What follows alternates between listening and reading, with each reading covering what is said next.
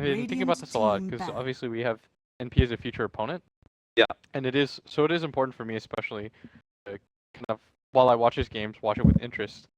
And a lot of it comes down to being patient because even though complexity in a lot of their games were behind in net worth and stuff like that, they stayed calm and they took the fights normally. So we are going to have our first bans come out. Onyx are actually going to ban away the Lone Druid and Dazzle. Team NP will take away the Abaddon and Slordar. The Abaddon, obviously one of the big NA heroes. That does leave NP with the Keeper of the Light, which Team Onyx would have loved to grab for themselves, but there are still a couple of heroes that can be traded away. For example, there's still the Ember Spear in the pool of Team Onyx. Want to pick up that one.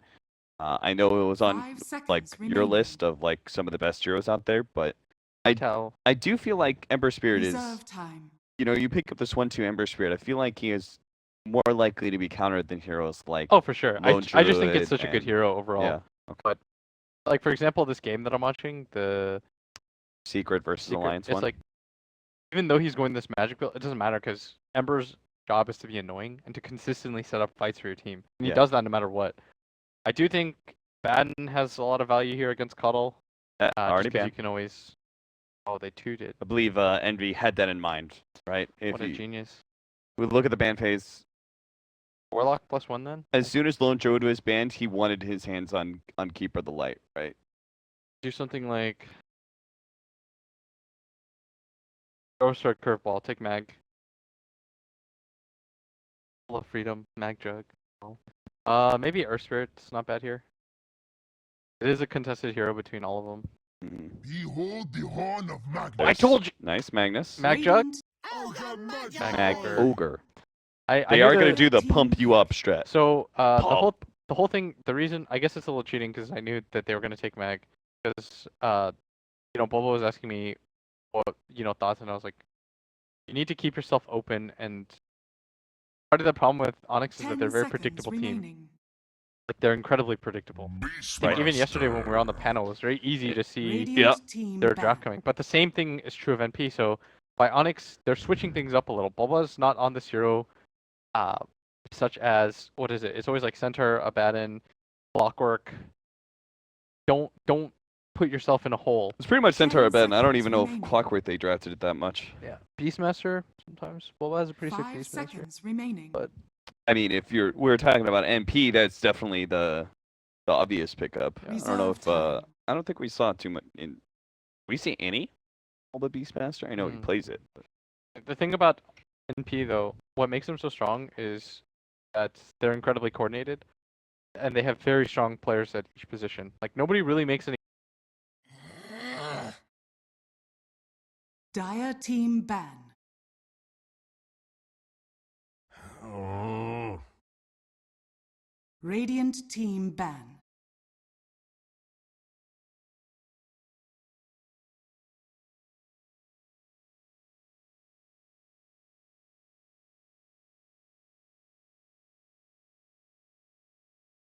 Ten seconds remaining.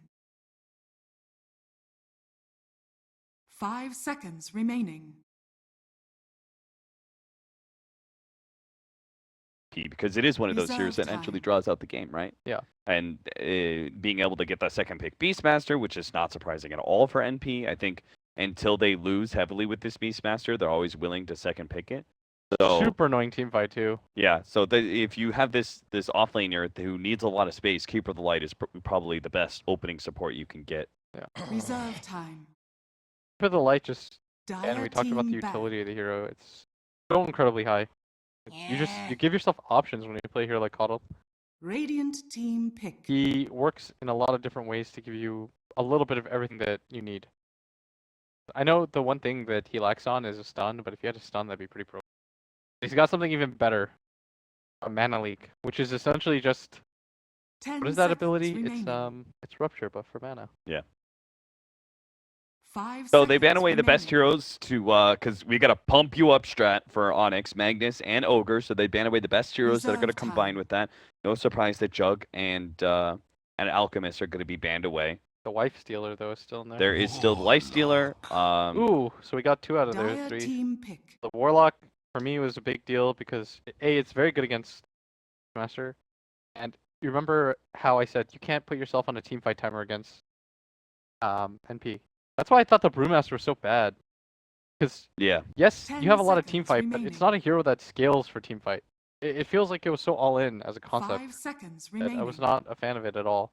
Whereas the way that they're approaching this feels a lot more Reserve clean. time. You have tons of team fight in the Magnus and the Warlock already. You've got the Ogre that's going to buff up one of your cores. Now you just need to put yourself in good late game situation.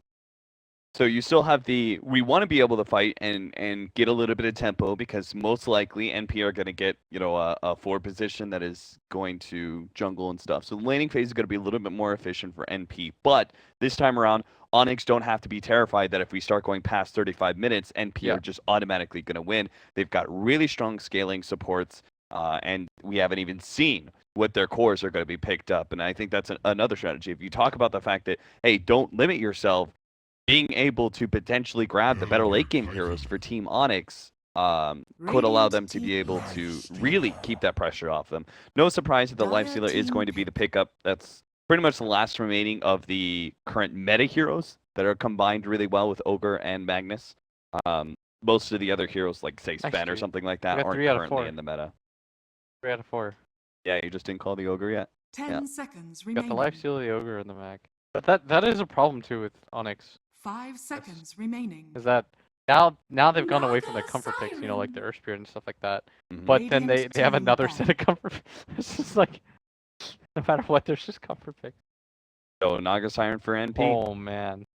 Now, okay, see, this is what I mean about MP. They always try to put teams on the clock. You know, they're trying to say like 10 end it seconds remaining. or you automatically lose. You know. 5 seconds Oh, remaining. I do really like Magnus versus Naga though. I think that Magnus is one of the better heroes at dealing with her in the Ultra League. And I Dire kind of team feel back. like, what if they banned Naga instead of banning Invoker? I mean, Invoker's so good though with Beastmaster. You just own the map too much. That's true. Just one roar, one sunstrike. Yeah. Still. See. Very low committal too. So Envy's hero, 10 I think will seconds be. remaining. 5 seconds remaining. Need a hero that'll create space and time. Reserve This might be time. one of the few games where see the Envy Marana. Big Marana. But Envy doesn't really play TA, right? I think so. And it's versus Ogre Warlock, so never mind. We're just thinking because Lifestealer. You don't want any of those like SF or Sniper, one of those protect mid tower heroes. Duso would be pretty good. Well, I was gonna say Dusa, but isn't Dusa and Naga Siren super greedy? Like extraordinarily greedy? I mean, it is, but you would You- extend the game. Don't you just want a fighting hero that works with Elder Titan? Model? You protect your if you just have a strong mid game hero that still scales. Dire team pick. Dusa. Mirana. Dusa. Well, you called them Marana. Good. Nice. Radiant team pick. All The right. rare Envy Marana. So get the last pickup for Onyx. Let's to clear the board. Templar Assassin.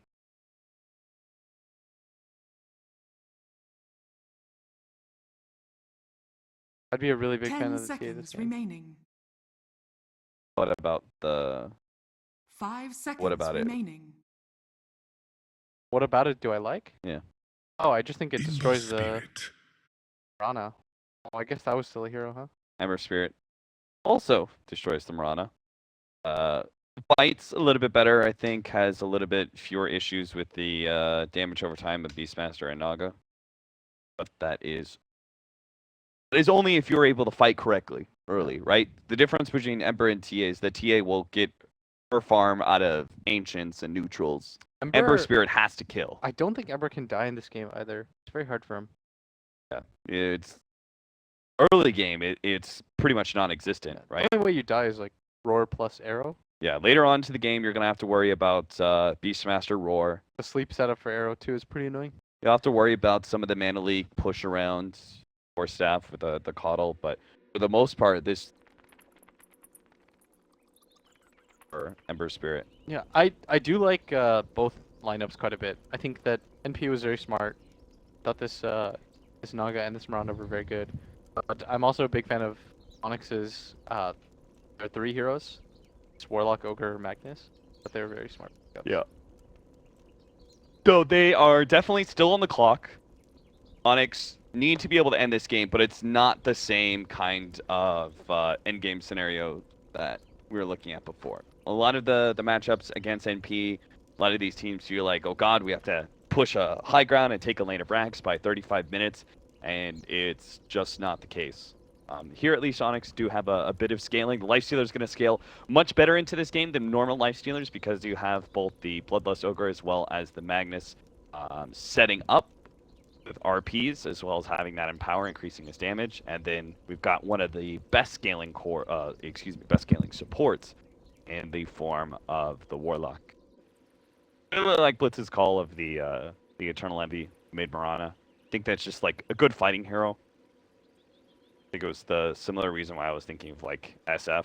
You know, just like a strong mid-game 20-minute bully hero that can work around with the Elder Titan and Keeper of the Light. NP do have these really great defensive supports that fits their style very well. Both the Keeper of the Light and the Elder Titan are great at being able to protect towers and play defensively.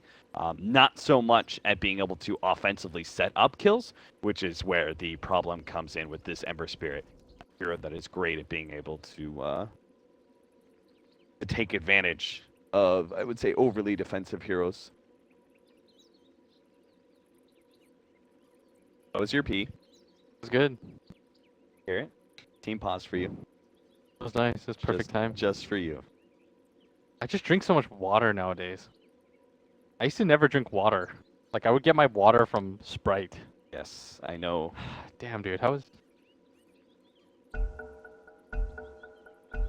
That is a wizard? Charmander.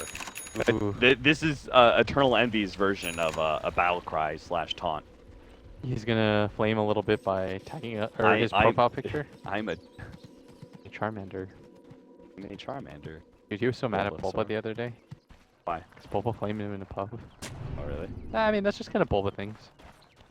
You just, like, you can't take it seriously. I know they're good friends, though. I think Bulba was supposed to be on the original iteration of NP. Which did not happen for basketball reasons. But it's just like this term they use that means, like, nothing. Basketball. Well, because he joined Liquid. All right, so we've got an offlane Magnus against what is going to be set up here by NP as MSS and Rose are heading up to top 30 lane. seconds to battle. So a Mag versus a Beastmaster, essentially, in an aggro tri-lane into a Lifestealer. And they really abuse this lane, though? It's Yeah, Lifestealer's... Ogre, Warlock, Lifestealer. Lifestealer's still a pretty poopy lane. True, but the supports are not bad. Oh yeah, Right. I mean, Warlock is like a boss. And Ogre does not care about your right clicks and minus armor. from Ooh, I the think we side. get 3 bounty runes. They're gonna try. Automatic good game. Man, my audio Battle is- begins. Automatic good game. Triple. That is...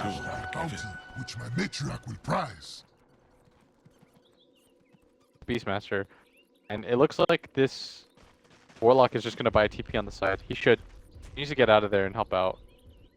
Oh, it actually looks like they're going to dodge. Don't know about this.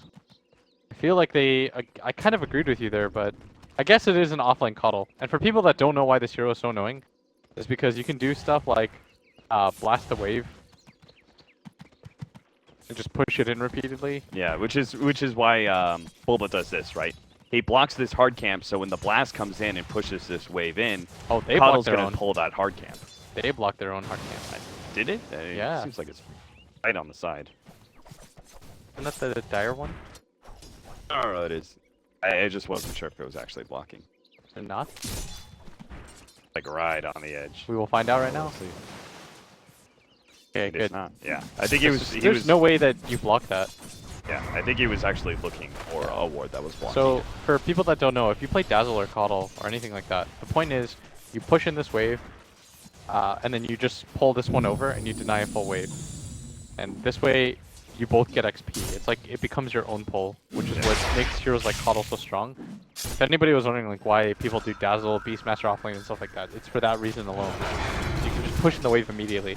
It does make it so that your carry CS is a little bit worse, but it puts pressure on the lane and it denies a full wave. And These it are makes the benefits. enemies carry CS a little bit worse too, right? Oh, at top. That's Demon the might tower. With all these boars, be they dead. are going to be able to finish him off. SVG beats him down and managed to pick up the first blood. Wow, that was a lot of gold. And this is what I'm talking about. I think SVG enables a lot of these strategies. Just alls up, runs at you, does not care what you think about him. Like, they were thinking about trading bounty runes, but he was going to take it anyways. I think Dubu had to be up there, though. He went to mid, right? To just annoy Envy. Yeah. But I don't know if Abed needs this kind of help. Yeah, it's an Ember Spirit. Like, Ember Spirit versus Mirana. The Mirana's damage is not good enough to really contest CS very well against Ember. It is a whatchamacallit though. It's a Radiant Ogre. And for people that don't know, like there's a difference here. Just think about all this space that you have to work with, the Radiant area, whereas when you play Dire Ogre, you only have like this lump of space, and if you just hide in this area, it's really hard for Ogre to do anything to you. Whereas Ogre can just play from this area up and just like run down at you, and there's not a whole lot that you can do.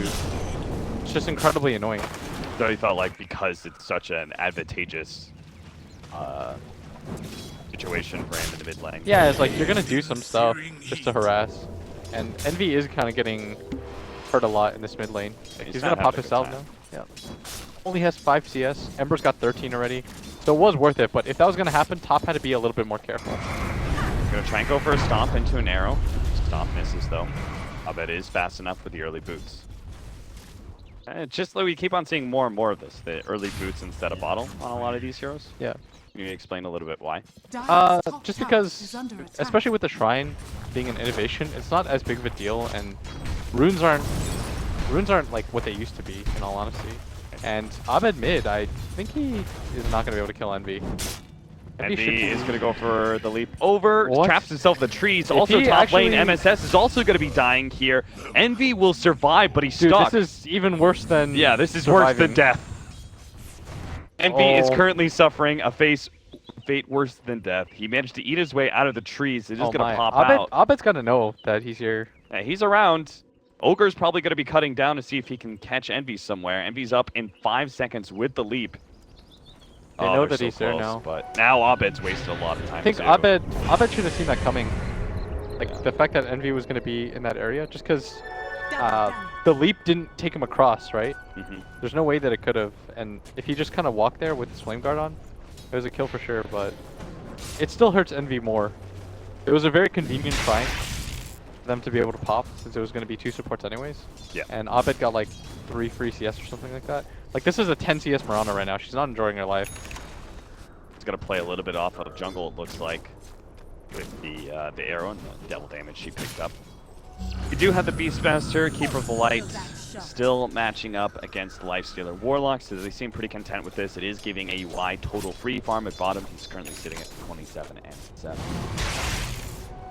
Pretty interesting laning phase overall though, especially with the kill at top. It really helps. It really does help even things out. I'm curious as this bottom lane is going, as Envy or AUI has got 28 CS right now. Like, he's more than well enough. Do you think Boba should be jungling like he is? I don't know, it's hard, especially with the Coddle. But now that Rose is rotated off, I think it's fine for him to go bottom. I think this is a little bit of a mistake. Might just not feel comfortable. It is a lot of harass, but I think if he just grabs, like, maybe even raindrops or something, and a TP, he's fine bottom. That is exactly what he does. precisely what he does. But it does mean that if you're committing like this, and you're going to force the 1v1 at bottom, you have to get aggressive in the other lanes. Which is what I would anticipate happening pretty soon.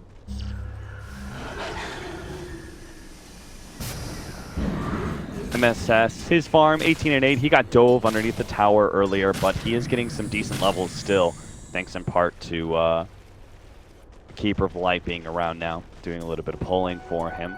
Coddle does some great stuff, guys. Pass out the wave, pull the hard camp. And Bulba's return at bottom is a lot better now. You should be able to CS 1v1 against this just fine. You got a Quelling Blade. 2 levels of your power. Especially with the raindrops, you're not going to take a lot of damage from the Naga nuke. Like one of the best things against these like spammy heroes. Got a wrap here with Abed. Yeah, we said you had to win a lane if you're going to do this. Dubu knows exactly where he is, and he wants to dive, but I think this is a fine dive considering nobody else can rotate. As long as they don't let MSS get out here. MSF's not going to be able to hide himself away into the trees and TP out. He'll be found by Dubu and brought down. That'll be a very rapid good tier 1 rotation. tower fall. Nice pull on the war. That'll just stall things up, and they also have this heavy push coming in from NP in the safe lane as well. Radiant's bottom tower This is bottom under wave, attack. I mean, this is a tower that Structures are a fortified. lot of the good teams already know aren't really Dire's defensible. top tower is under attack. So they're pretty much trading the 2 hardest towers in the game to defend anyways. Or just like, what's anybody getting mid? And in that regard, Onyx is being a little bit better about it, because they are just allowing Demon to pick up on levels here. He's just going to get some free XP, which he desperately needs. Because this Cuddle's already level 5, this ET is level 5, Ogre's only level 4, same with Demon. They did just trade off towers, but no issues. I'd like to see some deeper wards placed at Dubu, and I'd like for NP to start trying to go for this mid tower before Warlock hits level 6, because I think there's a timing available for NP where this tower is hard for them to defend. Yeah, they won't have any of they won't have the big ultimate of the Warlock, as you mentioned. They also won't have a Blink Dagger anywhere close, or it's pretty much just the fighting power of the Ember Spirit at that point that will keep that tier 1 tower mid alive. He is so sick with runes. Radiant's bottom tower is Every under time. attack.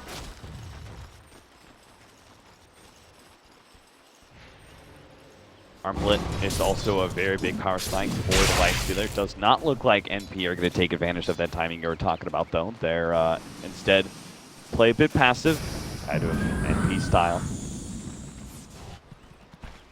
3-man smoke up from Onyx, though. They're actually the ones who are going to get aggressive and see if they can find something here. Get the right kind of pick off. Maybe they can put some pressure on this mid tower. I think they anticipated. They're just going to jump on them. SVG should die almost instantly, as Nash will be able to finish those up. Mason, get him with the rage, and with the extra empower. Do not give up your mid tower. Yeah, they shouldn't, but NP are going to find it hard to be able to defend. Keep with the lights coming in a bit late. Going to start off with the blasting. They also have the Naga Siren, who could TP in with Song. But AUI wants to keep on farming for now. You cannot give up your mid tower in a matchup like this, especially with the Coddle. He has to be there, and they are going to defend it and push them out. So not too much gained by Onyx. Well done by NP to rotate over, but in a game like this, especially with the Naga, you need to be able to protect at least a little bit of your jungle. Otherwise, you lose that area quite quickly. And for you to be able to make space with the Naga on your team, you need a lot of resources. Because Envy's not the type of player that likes having a low amount of farm, or is MSS. So to be able to divide this up, you need to protect this mid tower. It all comes down to that. As AY has already got 2,200 gold, and gonna get spotted in the jungle. Serious trouble if he is not even going to be able to get the leap off. They are going to be able to catch Abed. Abed, can he jump away before this snap? No. It just doesn't last close. long enough. So. Dire's top tower is under attack. What I'd like to see after this top pressure though is maybe a smoke into their own jungle, or at least deward that area. Try and clear out the Naga Siren a bit more. You need to create vision in your own area, and if you take this mid tower as well, this tier 2 at top, then you can sandwich NP, make it so that the only place that the Naga can farm then is right here. You're pinging to the offlane camp, right? Yeah, the one where MSS is right now. Right now, if AUI just gets this amount of space, like, he's gonna feel good, quite good right now.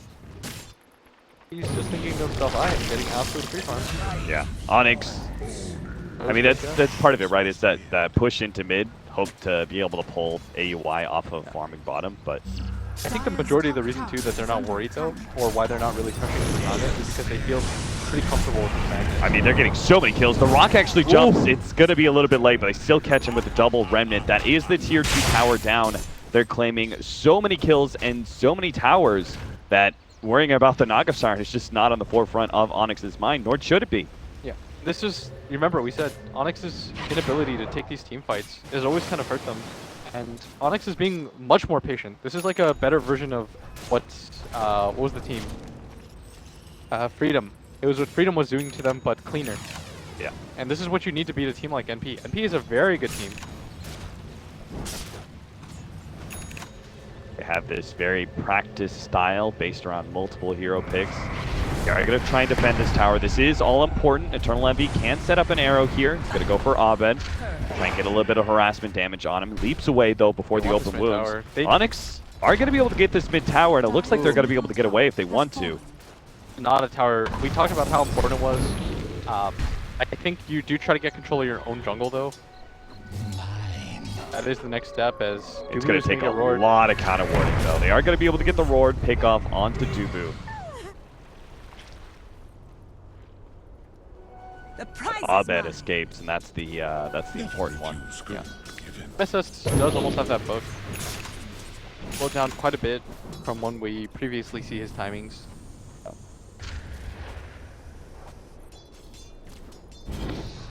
I get this. I mean, you're looking at it. The next 70 seconds, you're going to have Chaotic offering again. Do you just go and bulldoze down those the bottom lane towers? I'd be pretty good with that.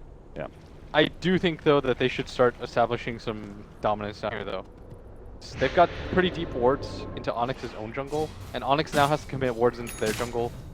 You just want to eat space into NP's lineup right now. That's the big thing, is you want to make sure that NP, their Tricore, if you're putting all your hopes on this Naga, then you're going to feel very good. Whereas if you see this Mirana and this Beastmaster get farm at the same time, and it becomes a little bit trickier. But of course, NP have done such a good job of picking off these cores, especially Envy. Envy gonna go for a Dragonlance first, to build that I recently saw ECNC advocate for, over going for the Aghanims. But it's still gonna be such a late timing, because this is typically a 10-minute item. Do you think in some way... Envy just leaped in mid. Yeah, they might not know having about that this. escape mechanism. They've got the blink. They're gonna get the RP on him, pop out, easily bring down Envy. They can pressure that mid lane if they want to. He is getting no gold at all.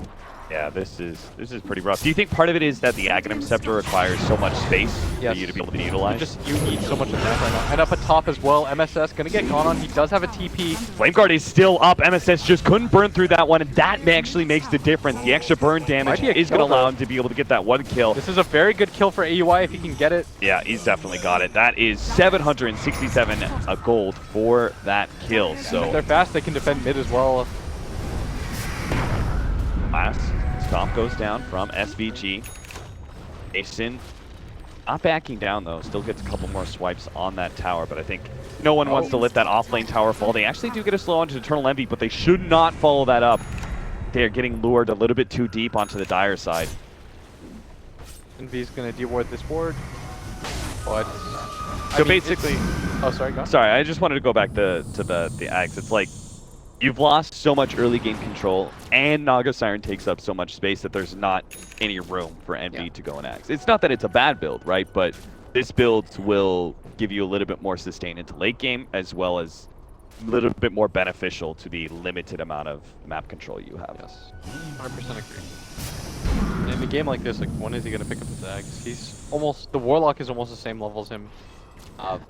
In terms of like the net worth, he's barely above his off lane, if you want to call it that. Warlock's going to start catching up to him in net worth. Demon's actually going to be picking up a Hannah Minus here pretty quick.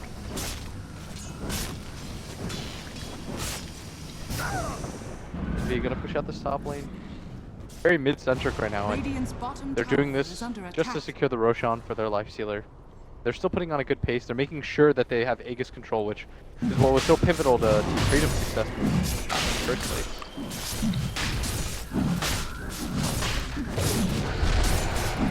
Could they have not gone Ember Spirit on Team NP? Maybe they could have. It's hard though. Playing Ember against Life Mag, it doesn't feel so great. Yeah. And these aren't supports that you can burst easily either.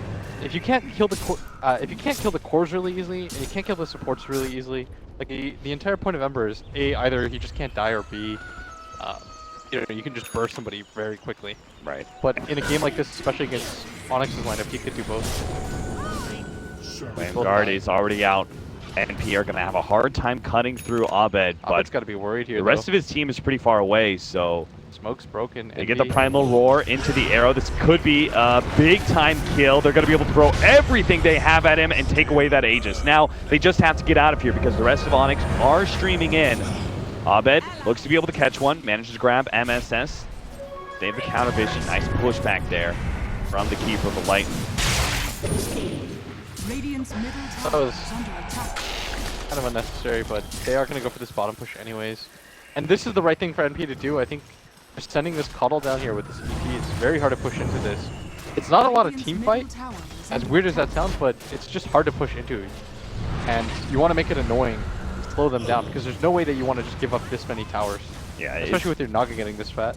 it's like not great team fight, but if you make a mistake, right? Yes. You get hit by the wrong stomp into a blast or Song of Siren in a bad position or something like that. It just could all crumple, and you would give up your entire early game advantage. And that's what most of NP's strategies predicate on, right? Is we're gonna probably lose some of the early game, but we're gonna set these situations up where you make a mistake and it all goes back Radiant's into our top favor. tower has fallen.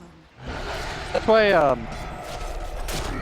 they shouldn't have given up that top that easily. But that's why, you know, you take heroes like Cuddle, and you have to be fast at reacting to the towers and just getting there a little bit sooner, because you can't give up this much map control. If you were NP and you hadn't lost this mid tier 1 so early and this top tier 2 and things of that nature, then the game becomes a lot easier for you. I guess the top tier 2 is a lot harder to defend, because the Cuddle doesn't know if he's being wrapped around. Sure. But I think the mid tier 1 shouldn't have gone down Prize. as easily. Radiant's bottom tower is under attack. NP's still doing a very good job of getting at least their Naga within hair's breadth. Yeah, he's looking pretty good. There's a lot of towers going in the favor of Onyx, and yet AUI is still keeping pace in net worth with the Lifestealer. He's got himself the Radiance fairly early on, and that's honestly, I think, the only reason that Onyx haven't been able to take more objectives is the split pushing that's happening from all these illusions. The one thing I don't like about Onyx right now is I think they shouldn't be giving up so much control of their jungle. This bottom area means so much to them, and I feel like if it just came to a straight up team fight, they would roll. Yeah. I think this Rock is so strong, but Pushing into top is not Radiant ideal. They've already structures taken are that tier 2 fortified. unless they're just going to go high ground. Wow. Okay, they're gonna try to force them back. Dire's top They're gonna put some tower hits is on under it. attack. It's already taken some damage from the Warlock Golem early. Lifestealer chunks it down pretty quickly between Bloodlust and Empower. It's already down to half HP. This is not a tower. You want to go for this. Oh, Sleight of Fist is not enough to be able to dodge that arrow. Abed tried, but it Roar didn't as last well. long enough. Now he's going to be tanking the Roar as well as the Split, trying to jump out. They do have the Warlock Golem, buying him a moment of time, and he does manage to jump away just before the sleep goes down. He's going to take this moment to heal himself up, and he'll be back in the fight. Meanwhile, NP are going to try and set up the stomp. They're going to blow up Dubu, it looks like, but Abed has come back. Big blast so comes in, and low Abed still. already has to jump back out. He is mana leaked up as well. They've got issues for poor Bulba. Another stomp, well placed. Managed to infest though inside Demon, managed to get out of that one. And Mason says, thank you, Demon, I'm out of here. A little bit of a disjoint, and I'll rage TP out. They're going to leave their 2 supports behind as long as Abed gets away. He's just got to juke this arrow. Eternal Envy. And V throws out the arrow. It's going to be a little bit too low, and he should be just out of this. Otto is still chasing, has that Aghanims, but unfortunately for him, has turned into nighttime. 5 Stomp's seconds gonna till miss. Remnant as well as bots. Has been killed. That'll be it. Oh, So and the Courier. in the goes end, down. it does end up being worth it for Onyx. They trade away 2 supports, but they got the tier 3 tower. Yes. And this Ogre means actually nothing. 2,900 net worth. Bloodlust bot. Dire Oh, whoa! Actually, AUI's dead. are under Oh. attack. Oh, It's so huge. that is a big time kill. AUI farming pretty aggressively while Song of Siren is down.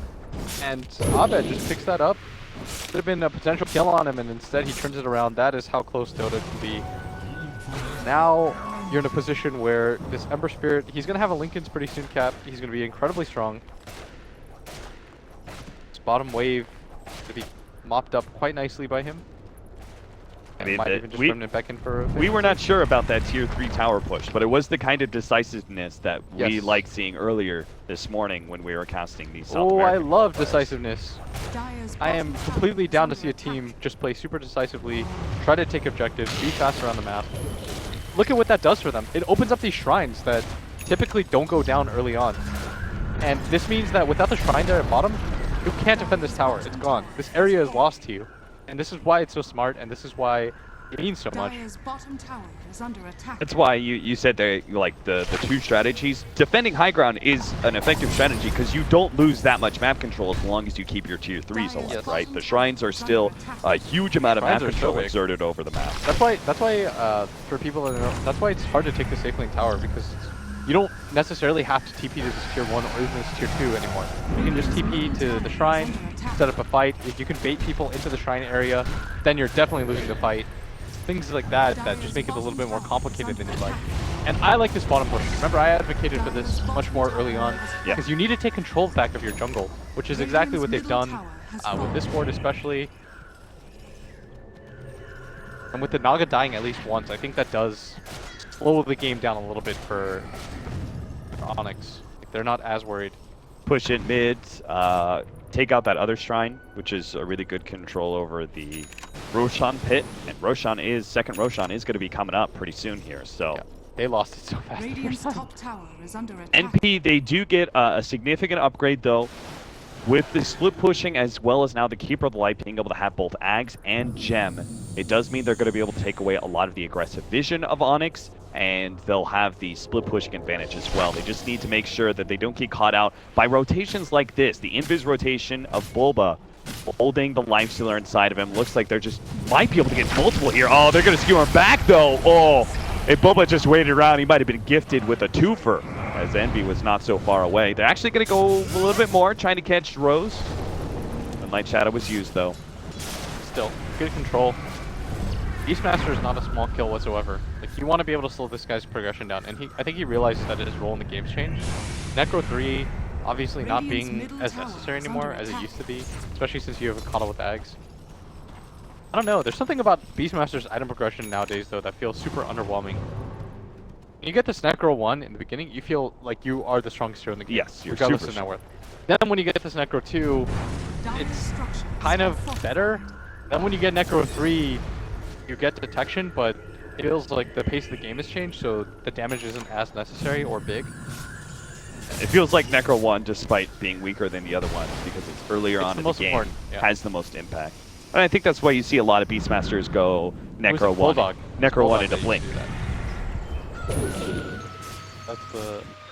I remember I saw Bulldog just do that all the time.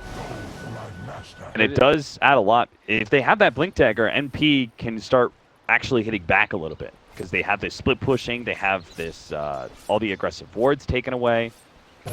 They can try and split Onyx up. And now, just, I don't know, it's imperative that this smoke goes well. Because they can't Roshan themselves way too easily. They need to be able to pick up some heroes. Dubu's not the hero that you want to be able to kill. No, but if they Does can it go kill him down? with no committal, that would be nice, but Dubu's too tanky. Dubu doesn't even die, dude. Look at him, he's just running in. He's got a hood. Yeah. He just straight up... Oh, the RP there's in the the back. RP in the background. The song, it doesn't go out fast enough. They do manage to Envy's get the gonna go range down out. too. He You gotta managed get to out, get up AUI. the gem. AUI is gonna TP himself out. Skewer No! It gets it. Bulba stops the TP out. That's gonna be AUI down unless this stomp. No, Abed's got it. Abed's gonna run him down pretty easily. They They'll want take more that too. kill. He's got Remnant in 1 second, but ET's just a little bit too fast. This is going to be a free Roshan now. Big time kill. They're gonna push out some of the lanes, claim the Aegis, be ready to go high ground. they're And maybe being they'll just go top. straight to top. I think they should. It's 35 seconds till Naga Siren's back up. Yeah, and they want to at least ultimate force the cooldown. buyback. Yeah. They force the buyback minimum. You know that ET has used the splitter as well, one of the better abilities in holding. And this Lifestealer is just absolutely... He has an AC Deso. He's going to take this Rax so incredibly fast. Chop it away, no buyback coming out from Naga Siren, so Onyx have been given the all clear. They're going to take this lane of Brax, knowing the buyback is not intact. Blinding Light caused a few issues. It's just a range Rax, they really don't need to worry about it. Yeah, they don't want to overcommit for anything, and this is the scary part, getting out clean, and it looks like they're going to do it. No problem. There's still no sleep on Naga. I think this is the perfect opportunity for them to just pick up the Shrine, immediately go to Roshan. They know this is a level 2 Naga sleep without the Octarine core. Not too much to worry about. And NP, they can't afford to give this up. They're going to have to go in without half of their major abilities, I'd say. And Onyx are being very patient. They're going to hold this high ground area they know that NP are trying to pursue. Dubu is going to be the one that shows himself. Because Dubu can do Dubu, man. He's got pipe. Oh, this is a very good Roshan attempt if NP aren't savvy to this. For Onyx, Abed, you gotta spirit in. Not a Roshan that you want to give up for free. It's about half HP right now. They're gonna walk Mason's in. just gonna charge in. He says, damn it, I'm going in, boys. He already gets Primal Roared up during the rage status. He is gonna be able to he's tank not through a taking any lot damage. of this one. He actually infests inside of one of the creeps. Nice RP the on the 2 left-hand RP. side with the Golem being dropped, but there's the Song of Siren. AUI. NP, they've got to reset. They got to get out of here. Yep, they're gonna back out, trying to get to the high ground, but they just can't get out fast enough. AUI is gonna be caught, as well as Envy. The Moonlight Shadow will not allow him to be able to escape, or maybe it will. They manage to get the dust out. AUI hides behind the trees, tries to go for the TP out, but he does end up getting caught. Mason, they're just gonna go down mid again. They know NP, they keep on forcing these fights because they can't afford to give up Roshan, but it's finally gonna go Onyx's way. They can go straight down mid with the Aegis. I was kind of okay with NP's attempt to do it, but like we talked about, they do it so slowly. They don't really have these heroes that are gonna take this down very fast. This Naga Siren, one of the least effective heroes, since her entire toolkit involves just killing creeps more or less. Not really the best at dealing with Roshan. I guess Beastmaster is okay. This Miranda doesn't really have the items that can back her up. I mean, she's aiming for something like a 30-minute Maelstrom. And so for them, often this is what you see in NV-based lineups. I say that when he was on Team Seeker, when he was on C9, these like hidden Rosh attempts when you have nothing to do. Yeah. But as a whole, doesn't pay off for them just because they can't do it very fast. It's the nature of their lineup. It was a very high-risk play, and I'm sure they knew that, but it's because they felt like they were so far behind, right? They clicked this Lifestealer, and they just said, okay, we are definitely... Like, if he gets Aegis, that's another lane of racks, and there's no way we come back with that. Yeah, they we clicked just can't kill him Lifestealer. twice. They saw he had an AC, a Deso, an Echo Saber, and an Armlet. Like, reading that out loud, and then saying he has 3,600 gold on top of that is just... unbelievable. Mason is... one-man wrecking crew it is. He's just gonna walk up, pop rage, take this tower. Rage is off. Look how Zero fast that comes goes in. down. There goes the glyph. He's got Aegis. You've got to take a fight if you're NP. Playing this passive game, especially when you're already down one set of racks, you can't really let the second set go. This is gonna be do or die time for them. Do they make an aggressive Song of Siren play, do you think? It's hard. If you can catch Bulba in the back, I think you might be able to go for it. Yeah, see, But even Bulba's got BKB. yeah, they've got BKB on Bulba, they've got Rage. That it's actually really difficult to make a Song arrow play. Maybe if you did not on Demon and you didn't all get RP'd. Yeah. And that's going to go down, but the tower's already open. Abed. Briefly stalled up by the ensnare. So every single time Abed's making sure to Hype push the next NP wave. back, Never refuse good. not grouping up too much. Hype the next wave and go. Here it comes. There's the pipe. Try and go for a stomp, but the boar actually kids. Okay, they need to catch somebody. All right, with it looks the like arrow they're going to go for Abed. Take it off. Abed gets hit by the arrow. Followed up, Echo Stop. They're going to try and burst him down. It's going to be close. The blast comes in and they're taking down Abed. But can they actually do this anyway? Mason's already taken down Envy. looking for He's the going to be angle. able to get MSS as well. A 1-for-2 exchange. And NP are running out of firepower now as Mason approaches the lane of Braxes. Yeah, and they can't afford to lose the second set. But Bulba still has his RP. He held it the entire time. You had to blow so much just to kill that Ember. Lifestealer does not even care in a game like this. They're just going to head straight to bottom with this Aegis still. Daring NP to fight. They don't have this Song of the Siren anymore to reset. Any fight they take, it's going to be a scary one. And Onyx right now are just cruising. They are about to get Megas by 30 minutes here, and the age is still up Gotta for fight another right now. minute. Range Trax is going to fall. Mason can just finish it up, and that'll be Megas right here. Dubu will take the last hit. They do manage to get an arrow onto the Lifestealer. They're going to try and burst him down here, but they can't focus too much as he does still have that Aegis RP laid out just for MB, who would have died anyway. AUI just trying to do what little he can, but finally it is called by the captain, Eternal MB. Calls GG. Mason taking his moment of Oh, glory they are- in this game 1 in a best of 3. Some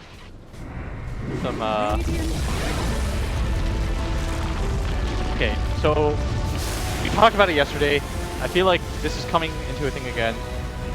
NP, they pick these lineups of course the Naga, and teams are just abusing it.